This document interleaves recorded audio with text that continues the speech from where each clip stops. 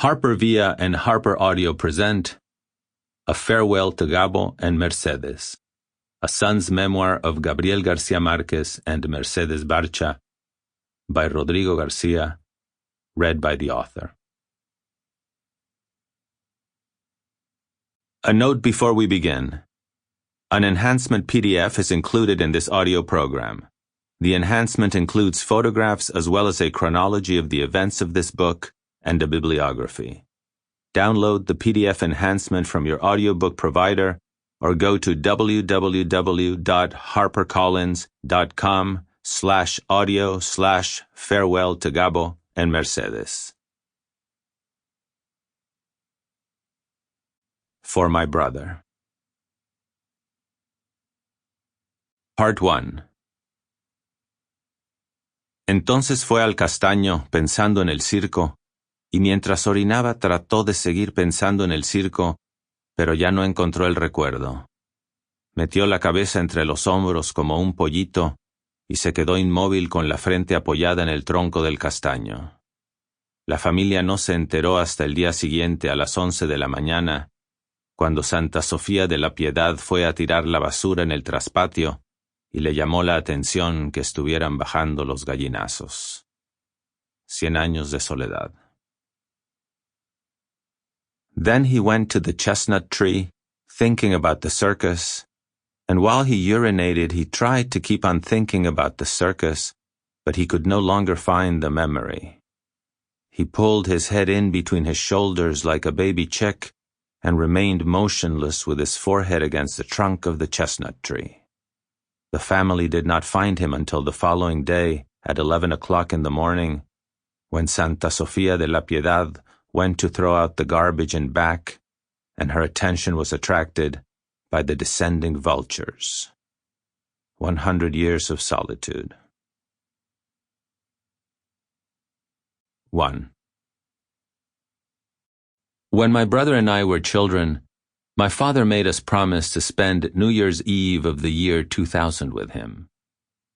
He reminded us of that commitment several times throughout our adolescence, and his insistence was embarrassing to me. I eventually came to interpret it as his wish to still be alive on that date. He would be 72, I would be 40, the 20th century would come to an end. Those milestones could not seem further away when I was a teen. After my brother and I became adults, the promise was seldom mentioned, but we were indeed all together the night of the new millennium in my father's favorite city, Cartagena de Indias. We had a deal, you and I, my father said to me shyly, perhaps then also somewhat embarrassed by his insistence. That's right, I said, and we never spoke of it again. He lived another 15 years. When he was in his late 60s, I asked him what he thought about at night after he turned out the lights. I think that things are almost over. Then he added with a smile, but there's still time. No need to get too worried just yet.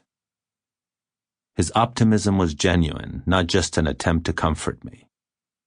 You wake up one day and you're old, just like that, with no warning. It's stunning, he added. I heard years ago that there comes a time in the life of a writer when you are no longer able to write a long work of fiction. The head can no longer hold the vast architecture or navigate the perilous crossing of a lengthy novel. It's true. I can feel it now. So it will be shorter pieces from now on. When he was 80, I asked him what that was like. No, the view from 80 is astonishing, really. And the end is near. Are you afraid? It makes me immensely sad. When I think back on these moments, I am genuinely moved by how forthcoming he was, especially given the cruelty of the questions. 2. I call my mother on a weekday morning in March 2014, and she tells me that my father has been in bed with a cold for 2 days. This is not unusual for him, but she assures me that this time it's different. He's not eating, and Sample complete.